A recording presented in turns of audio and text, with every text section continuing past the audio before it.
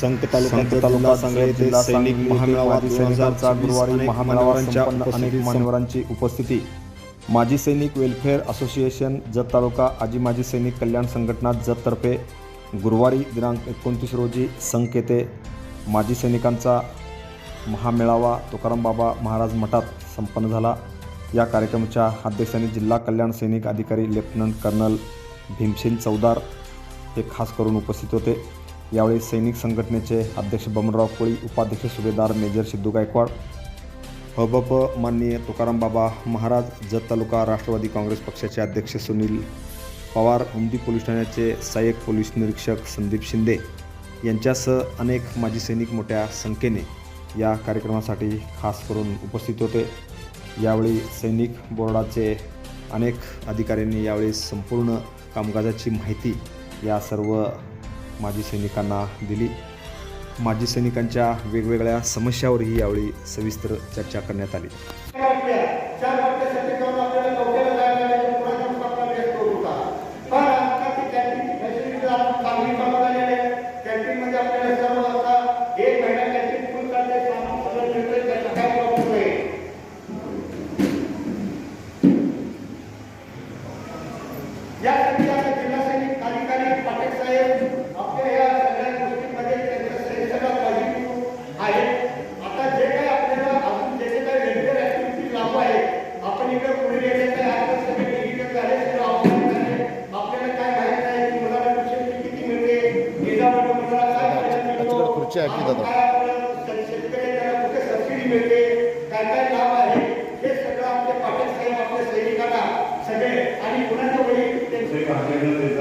फक्त या काही सैनिकांच्या कल्याणाच्या योजना आहेत त्याबद्दल सांगणार आहे, जेणेकरून तुमचा कधी वेळ येईल आणि जास्तीत जास्त माहिती तुमच्यापर्यंत पोहोचवता येईल. तर सगळ्यात पहिल्यांदा जे मला 2.5 वर्ष झाली आणि प्रत्येक वेळी नोटीस होणारी गोष्ट म्हणजे आपला जत तालुका एक जिल्ह्याच्या ठिकाणापासून खूप लांब आणि त्यामुळं डॉक्युमेंटेशन प्रोसिजर बऱ्यापैकी आपल्या तालुक्याची दुर्दैवानं मागं राहिलेली आहे. त्याच्यात कदाचित थोडंसं म्हणजे अज्ञान असू शकतं किंवा एक म्हणजे दुर्लक्ष असू शकतं. कारण त्यामुळे आपण रिटायरमेंट काय करतो की आपल्याला शेती किंवा कुठलाही छोटा मोठा व्यवसाय किंवा कुठंतरी मोठ्या शहराच्या ठिकाणी होतो आणि असं करताना प्रत्येक सैनिकाचं काय होतं की डॉक्युमेंटेशन दुर्लक्ष होतं. त्याच्या माध्यमातून आपल्या मित्राच्या माध्यमातून मी कनेक्टेड झालो. आमचे गायकवाड साहेब आहेत, कोळी साहेब आहेत, बाकी सगळे म्हणजे माने साहेब बरेच मंडळी बसपेट सुटी ह्या भागातील सगळे मंडळी त्यांच्यामध्ये मी महाराज कनेक्टेड झालो आणि जर तालुक्यामध्ये हर वेळेला जर चांगल्या पद्धतीने पुढे राहावं असेल तर 2000 तालुक्यामध्ये माझ्या सैनिकांचं खूप कौतुक करावं तिथं थोडं आहे. त्यांचे रिटायरमेंट झाल्यानंतर देखील वय 50-60 पासष्ट असतात देखील तेवढा जोर तेवढे तुम्ही आणि तेवढीच ताकद मध्ये तालुक्यामध्ये भागाभागामध्ये फिरून हर सैनिकांचं महत्त्व सांगून जर जागृत करण्याचं काम या ठिकाणी केलं.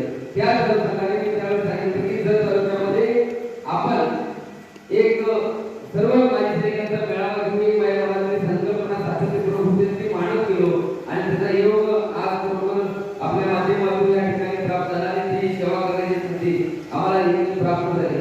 आमचा विषय असा होता की जर सर्व दुष्काळ तालुका आहे म्हणून अनेक मंडळी रस्त्यावरती उतरले. सर्व मेजर मंडळी देखील आधीमध्ये सर्व सैनिक देखील यामध्ये देशासाठी उतरले होते. आज तालुक्यासाठी देखील उतरावं एक माफक अपेक्षा मनामध्ये धरून 15 दिवसापूर्वी हा विषय झाला. पण आज जर तालुक्यासाठी विस्तारित मान्यता मिळाली त्यामुळे हा विषय माझ्याकडे पुढे देखील घेतला नाही. कारण हे सगळे मंडळी 15 वर्ष 20 वर्ष वयाच्या 18 वर्षी देशाचे संरक्षण करण्यासाठी आपल्या आम्ही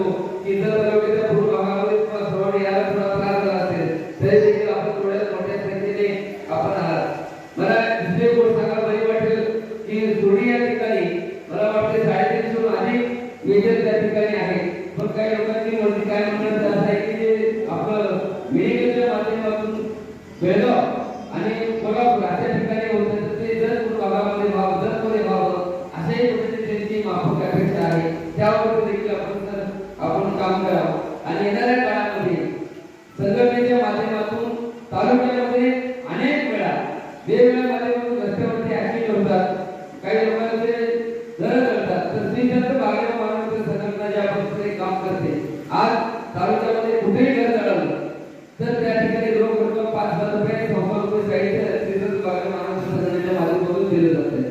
आपण देखील ज्या ज्या गावामध्ये आहात त्या गावामध्ये एखादी अशी घटना जर घडली तर आपण देखील त्या माध्यमातून जर आम्हाला माहिती जर कळवली तर त्या ठिकाणी त्या माणसाला मदत करण्याचं काम एक भूमिकून फुटणारा माणूस हा जर करत असेल तर सामान्य माणसं त्या ठिकाणी त्या माणसाला मदत करून तुमच्या माध्यमातून देशाची सेवा जशी केली तशी आपण गावाची देखील सेवा करण्यासाठी आपण सक्षम राहाल अशी अपेक्षा व्यक्त करतो. याच ठिकाणी आपण कुठं बसतात कोरोनाच्या महामारीमध्ये बघितलं असेल तर 450 टन इथं भाजीपाला यायचा, रोज भाजीपाला आणायचा, तो नीट करायचा आणि 90 गावामध्ये तो भाजीपाला 450 टन भाजीपाला मी लोक वर्गणी करायला हे सगळं केलंय.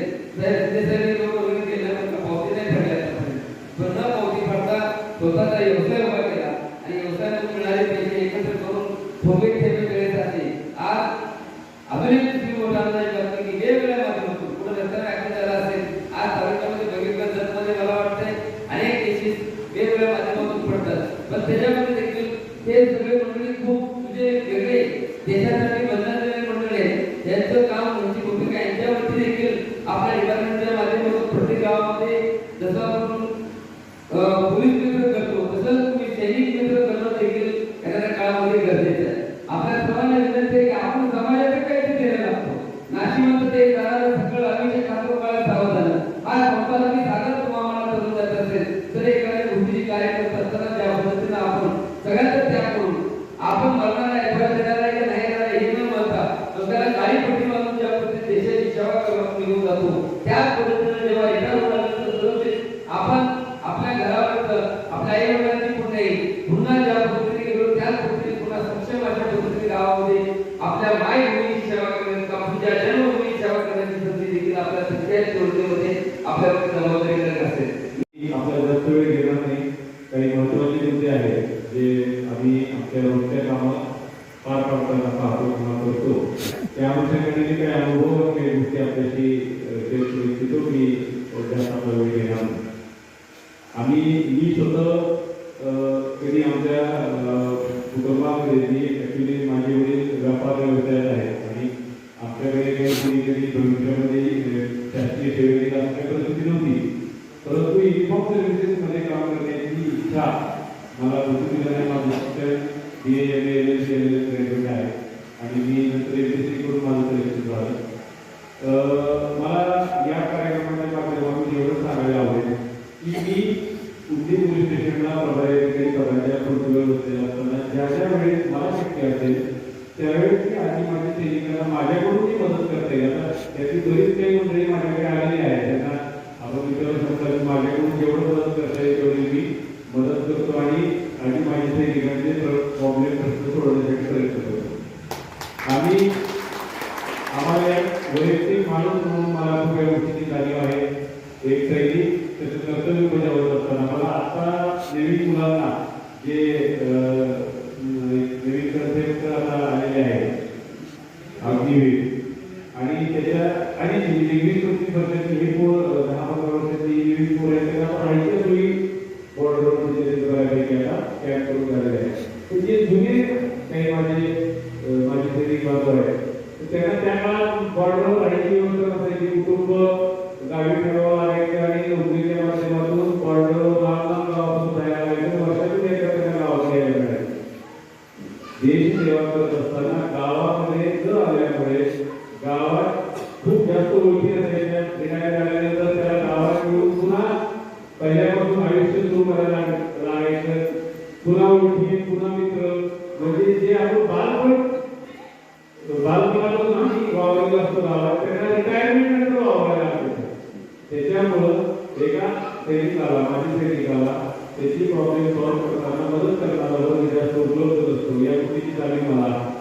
आणि पूर्ण भागात पहिल्यांदा आलं सांगली जिल्ह्याला जरी रहिवासी असलो तरी पहिल्यांदा आलं.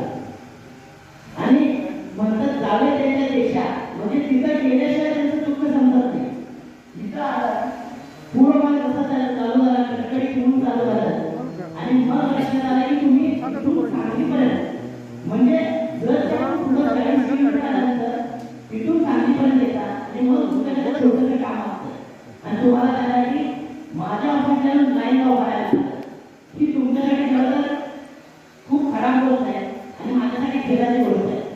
म्हणून इथं पुढे जो कोणी जर का म्हणते त्याला लाईन मध्ये लागायची बाहेरची जी लाईन क्यू आहे ती तुमच्यासाठी नाही.